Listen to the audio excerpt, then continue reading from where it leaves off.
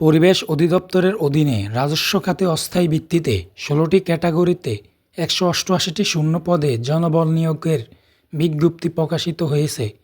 ১৮৮টি পদের মধ্যে হিসাবরক্ষক পদে ১৩টি, সার্টিফিকার কাম কম্পিউটার অপারেটর পদে ১১টি, উচ্চমান সহকারী পদে ৩টি, ড্রাফটসম্যান নন ডিপ্লোমা পদ ১টি, গবেষণাগার সহকারী পদ ১৭টি, ডাটা এন্ট্রি অপারেটর পদ ৩৩টি, অফিস সহকারী কাম কম্পিউটার মুদ্রাক্ষরিক পদ ১টি, নমুনা সংগ্রহকারী পদ ৩২টি, লাইব্রেরি সহকারী পদ 2টি, ক্যাশিয়ার পদ 3টি, স্টোর কিপার পদ 5টি, গাড়ি চালক পদ 1টি, প্রসেস সার্ভার পদ 2টি, কেএস সরকার পদ 1টি, ল্যাব এজেন্টেড পদ 16টি, অফিস সহায়ক পদ 48টি।